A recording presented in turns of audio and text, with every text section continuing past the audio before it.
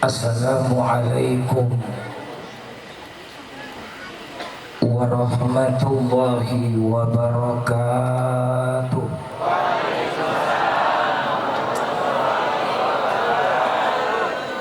Soalnya digedein lagi son. Assalamualaikum warahmatullahi wabarakatuh.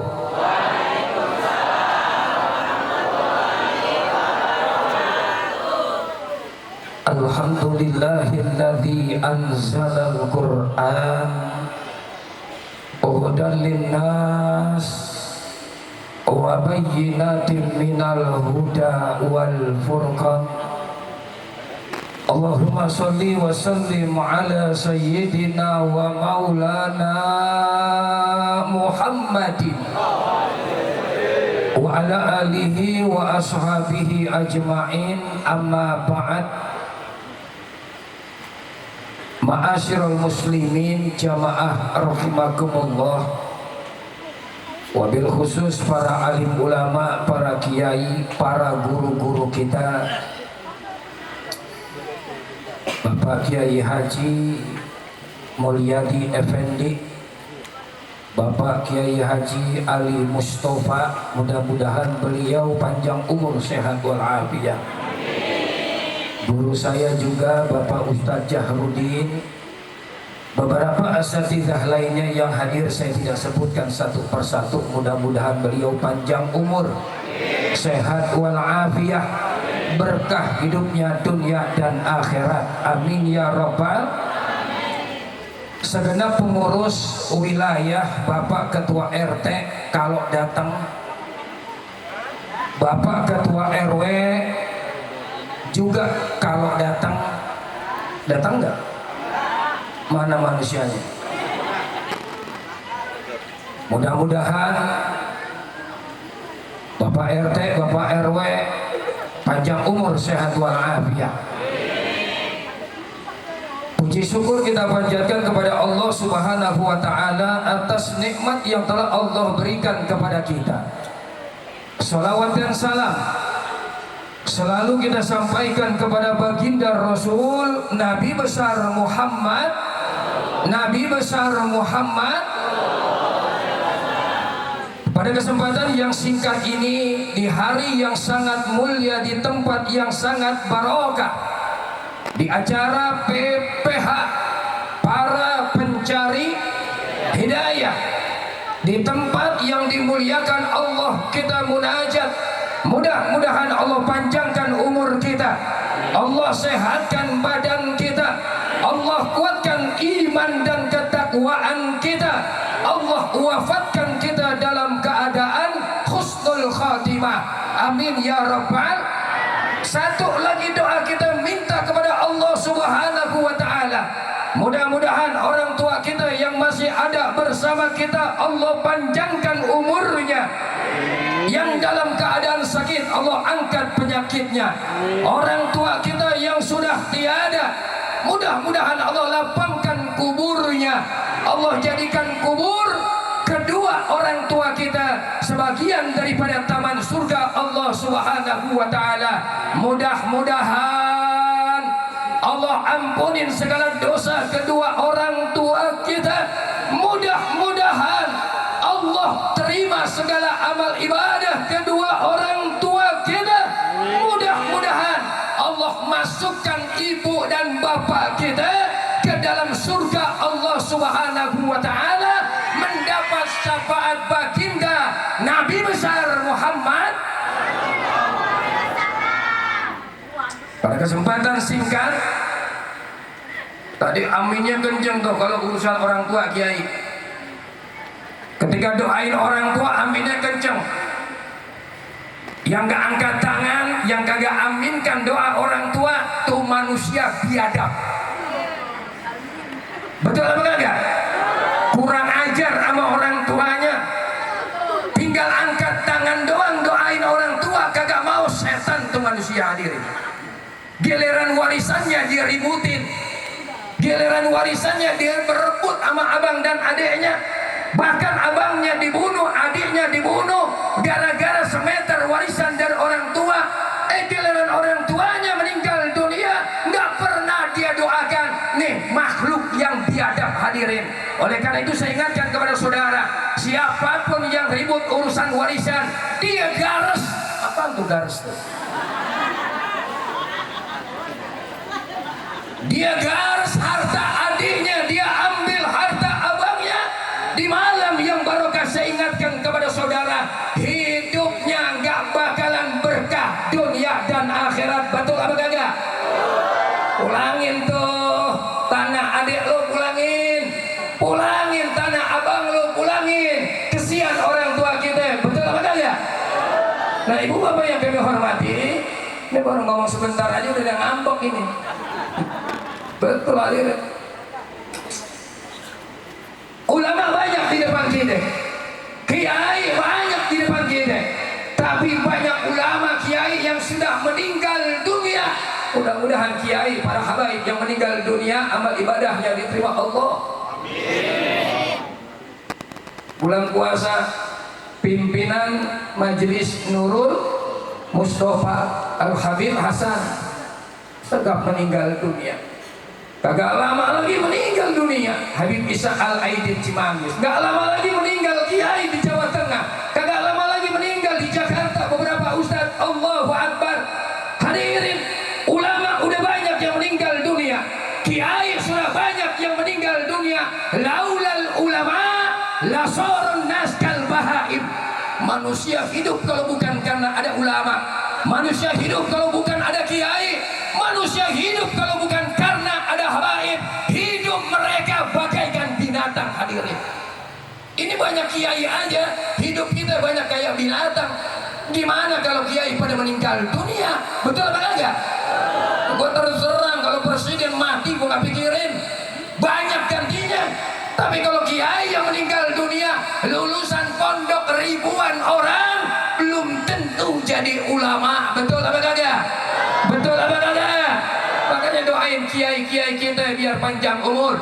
Kiai Ali Mustafa, Kiai Haji Effendi Mulyadi, Ustaz Zahruddin, beberapa ustaz kiai lainnya biar panjang umur. Amin. Insya Allah. Kalau di kampung kita nggak ada kiai, ustaz pada mati semua, kiai pada meninggal dunia semua. Saya mau tanya sama saudara, kalau ada yang meninggal yang sholatin jenazah siapa nantinya? Ustaz nggak ada, kiai kagak ada, habaib kagak ada di kampung kita. Ada meninggal dunia semua. Ada warga yang meninggal dunia, siapa yang mimpin sholat jenazah? Ada yang nyeletuk, tenang Pak Kiai, Pak RT bisa mimpin sholat jenazah. Apa saya bilang? Nggak bakalan bisa. RT nggak bakalan bisa mimpin sholat jenazah kecuali RT yang ngaji. Kalau RT-nya mancing melulu nggak bakalan becus.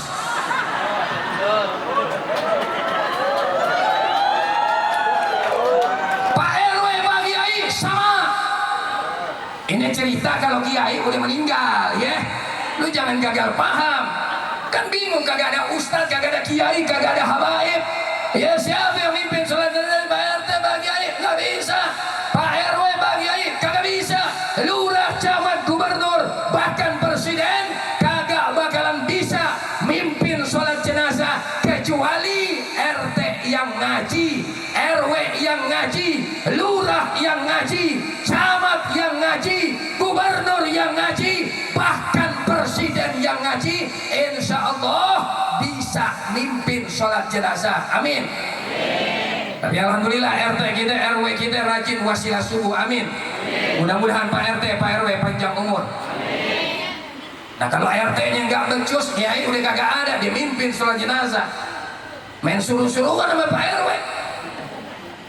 Kumpul rakyat masyarakat, kumpul ratusan orang. RW datang, ini ada apa berkerumun?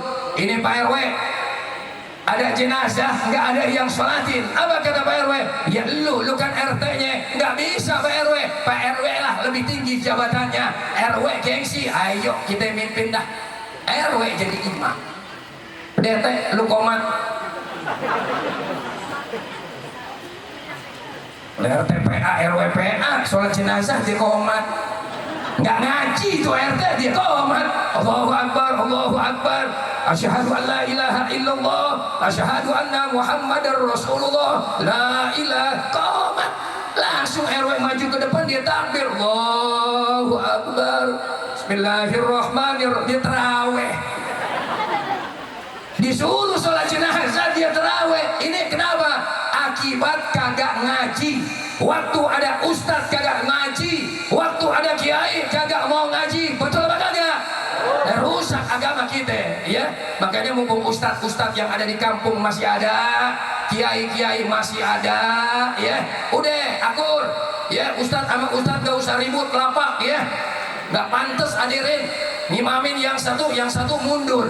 Ya sekarang masjid kan zamannya model kerawangan tuh, ya tembus. Giliran dia imam dimundur, nggak bakalan beres begini saudara.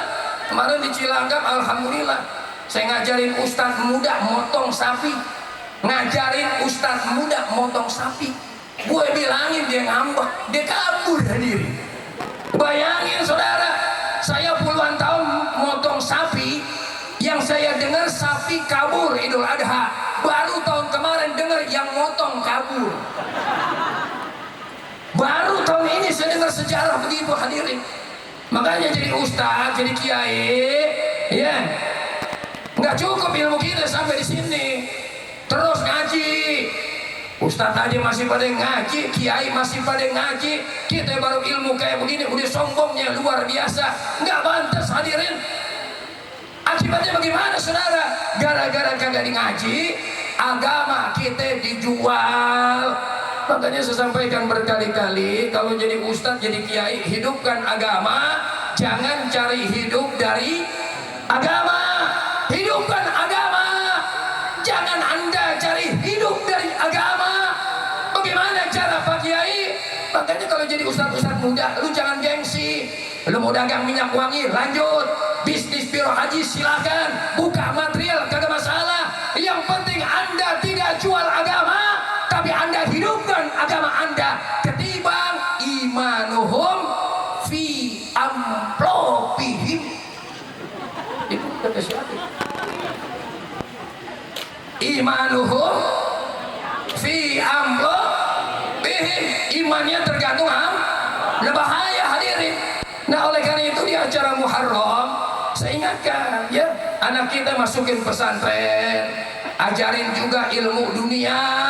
Emang kenapa hadirin? Jadi ustadz sekarang kalau susah kebangetan kagak bakalan dihormatin umat. Nggak boleh kita terlalu susah. Jaga wibawa kiai, jaga wibawa para ulama hadirin. Insya Allah. Jadi ustaz pakai baju yang rapi, kopiah yang rapi, sarung yang rapi. Jangan jadi ustaz kita hadirin batu cincin, punya murid 2 bulan nggak dibalikin.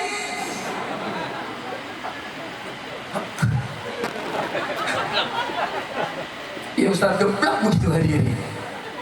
Ngutang sama murid nggak pernah dibayar. Minjem motor nggak dipulangin. Makanya saya bilang hadirin, berkali-kali saya sampaikan, Bu, ibu-ibu yang sering baca Quran banyak gak? Ibu-ibu yang suka baca tasbih banyak gak? Ibu-ibu yang ke pengajian bolak-balik banyak gak? Nah ibu-ibu yang PA banyak gak? Lah banyak juga hadirin. Ibu-ibu yang kurang ajar sama lakinya, yang ngepentak lakinya, yang kagak pernah nyenengin lakinya, ada nggak ibu yang kayak begini? Banyak. Saya berkali-kali sampaikan hadirin, kalau bicara oknum yang PA di mana aja ada oknum yang PA yang biadab. Saya mau tanya sama saudara, RT yang PA ada nggak? RT yang PA ada nggak? Ada hadirin. RW yang PA ada nggak? Ada. Lurah yang PA ada nggak? Ada. Camat yang PA ada nggak? Ada. Gubernur yang PA ada nggak? DPRD anggota tuh yang PA ada apa kagak? Nah ustadz yang PA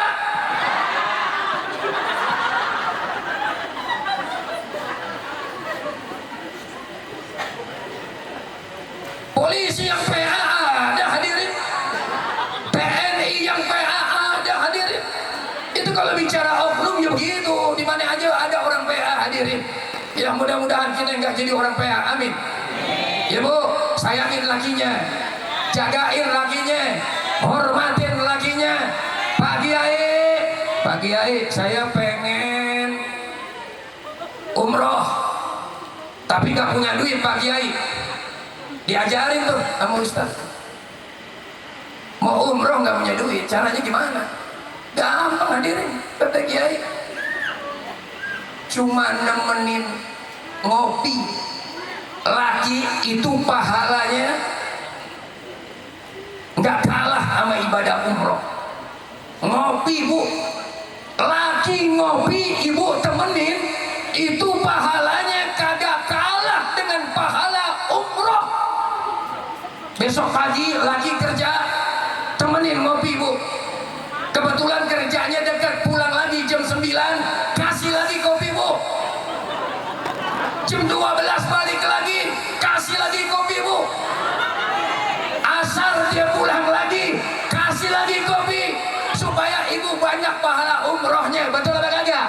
Sampai jam 5 sore lagi balik lagi ke rumah, kasih lagi kopi Bu. Insya Allah 5 kali dapat pahala umroh, amin. Laki lu mampus. Ngaji nggak susah-susah itu.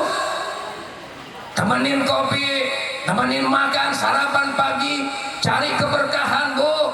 Sama laki kita, ibu tasbihnya berkali-kali, baca Qurannya, khatam Quran berkali-kali. Tapi maaf, kalau kagak redho laki ibu, kagak bakalan kita mencium wanginya surga Allah Subhanahu wa Ta'ala. Betul apa kagak? Tapi lu juga jadi laki begitu, jagain bini, ya. Beli burung 4 juta sanggup, beli batu cincin 5 juta dia beli, dia seneng ikan koi dia beli 10 juta.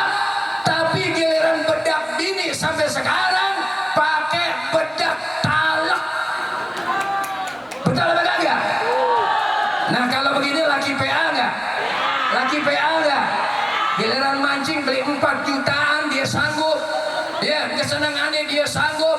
Tapi giliran istrinya urusan bedaknya hadirin kagak pernah diperhatikan. Pak, mulai sekarang sayangin bini kita, cintain bini kita, rawat bini kita, insya. Nah ibu bapak yang kami hormati, majelis yang mulia, PPH ini apa? Para pencari hidayah. Saya udah sampaikan berkali-kali Bu,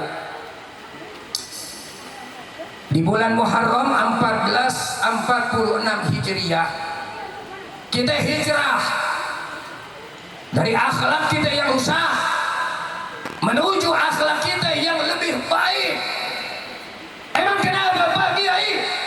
Ini di akhir zaman banyak manusia-manusia yang biadab ketimbang manusia yang beradab. Betul apa kagak? Betul apa kagak? Kita harus beradab kepada siapa Pak Kiai? Terutama kepada kedua orang tua kita, ibu dan bapak kita. Ibu kita sayangin, bapak kita sayangin. Pak Kiai, ibu saya lagi sakit Pak Kiai, bapak saya juga jadi sakit Pak Kiai, rawatin. Jangan sampai dititip di panti jompo orang tua kita. Rawatin ibu kita, sayangin ibu kita, hormatin ibu kita. Karena ridho Allah tergantung ridho kedua orang tua. Bu, ibu saya meninggal 3 tahun yang lalu. Masuk rumah sakit Polri, saya rawat, saya urus, saya mandikan, bahkan saya cebokin. Alhamdulillah saudara, ini tangan bisa nyebokin ibu, bisa kita bersihkan tai ibu kita. kalau kotoran terlalu halus ngomongnya deh ya.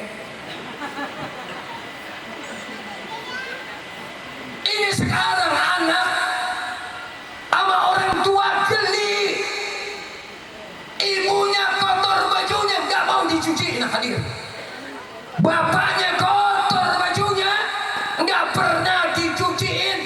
Hadirin, makanya ini saya membuat saya nangis kadang-kadang.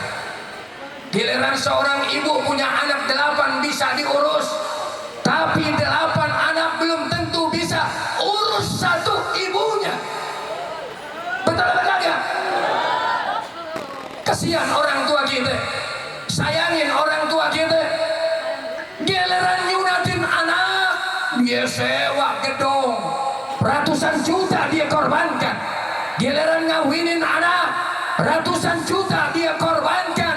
Tapi giliran haul orang tua, kagak pesen apa-apa hadirin, kagak pesen kue, kagak ada prasmanan. Nyunatin anak pisangnya gede, anggurnya besar, jeruknya hebat, yang mahal-mahal. Giliran haul orang tua, dia pakai pisang Lampung, kan biadab itu anak saudara. Haul orang tua pakai pisang Lampung. Ada lagi di Cibubur pakai pisang tanduk. Bayangin hadirin, saya ceramah di Ganceng, di murid Abuya Al-Habib Hamid bin Abdullah Al-Kab. Saya bicara sama Allah itu hadirin. Ini acara-acara apaan? Haul Pak Kiai. Saya lihat ente orang kaya, mobilnya mahal, rumah ente besar. Haul buat orang tua pakai pisang kayak begini. Besok, tahun besok bikin haul. Kalau lu pakai pisang kayak begini, anggur jeruk kayak begini, gue najis datang ke acara lu. Besoknya diundang lagi. Wah kaget, pisang gede-gede, alhamdulillah. Anggurnya gede-gede, jeruknya gede-gede. Betul apa enggak? Itu menandakan kita cinta kepada kedua orang tua kita. Kita sayang kepada kedua orang tua kita. Hadirin, udah nggak ragu lagi. Siapa yang berbakti kepada kedua orang tua, insya Allah hidupnya berkah dunia dan akhirat. Amin. Yang umrohin haji orang tua, insya Allah berkah hidupnya. Amin. Kemarin kan lagi musim umroh tuh, ada haji, pada berangkat haji. Mudah-mudahan yang berangkat haji menjadi haji yang mabrur. Al-hajju mabrur, laisa lahu jazaun ilal jannah. Jadi haji mabrur tidak ada balasannya kecuali adalah surga. Saya terus terang Bu, saya girang. Kalau ada tetangga haji saya girang. Kalau ada tetangga yang umroh saya girang. Tapi terus terang saya nggak bangga.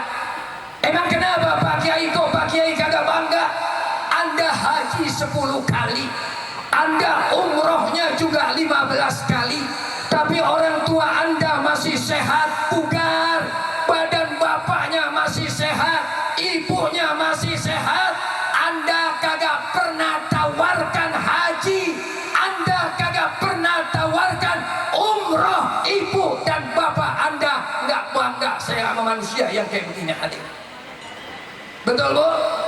Makanya yang di rumahnya masih ada ibu, yang di rumahnya masih ada bapak, tawarkan Pak, hari ini saya daftarkan bapak haji, saya tawarkan bapak umroh. Indahnya kita kalau tawaf di Mekah bersama kedua orang tua. Indahnya kita kalau berziarah ke makam Rasul bersama orang tua. Bu, ketika ibu saya ajak ke Mekah, ibu saya tanya, minta doa apa? Apa saya bilang? Doain aja biar berkah. Alhamdulillah hadirin, hidup saya berkah. Alhamdulillah. Nah sekarang punya anak 8 Bu. Alhamdulillah. Udah lu jangan mangap.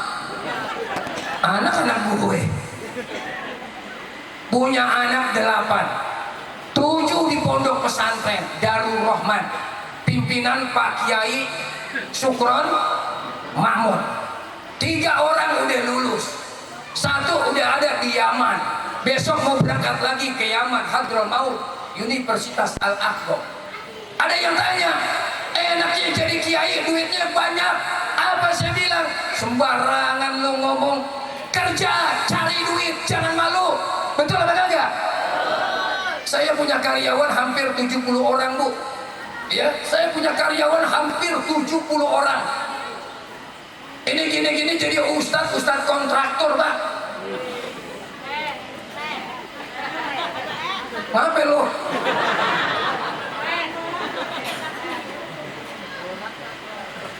Anak buah saya laskar tukang. Makanya kalau FPI jebol, laskar saya maju. Saya bilang sama orang-orang FPI itu, kawan-kawan di Pronto bilang Islam, Ustaz, kapan turun tangan? Ntar kalau FPI jebol, gue turun tangan. Emang kenapa? Laskar gue kan pacul semua yang dibawa. Lah iya, tukang dari Jawa kuat-kuat loh. Bisa dia. Saya punya tukang 70 orang, nggak ada orang Betawi. Saya orang Betawi. Saya orang Betawi. Tapi tukang saya 70 orang Jawa semua. Emang kenapa? Pernah ada Betawi daftar jadi tukang 1 hari minggat. Iya tuh si Udin baru kerja 1 hari ditelepon bininya sakit, dibalik nggak balik lagi hadirin. Masuk lagi si Ucup masuk, gue suruh kerja jam 7, jam 8 masih rokok. Melester sebentar dia sarapan, jam 11 dia tidur, jam 1 dia pulang ke rumah. Kapan jadinya tuh melesteran hadirin? Makanya orang Jawa saya salutin tuh, hebat luar biasa, ya, tenaganya luar biasa. Makanya maaf hadirin, gubernur, presiden Jawa melulu hadirin. Orang Betawi susah, ngambek melulu. Betul betul ya? Lah presiden dari dulu Jawa melulu. Kapan orang Betawi? Makanya jangan ngambek melulu, jangan malas jadi Betawi. Betul betul ya? Lah kok jadi kontraktor, kita harus dia maju hadirin. Jangan jualin tanah melulu. Itu hadirin.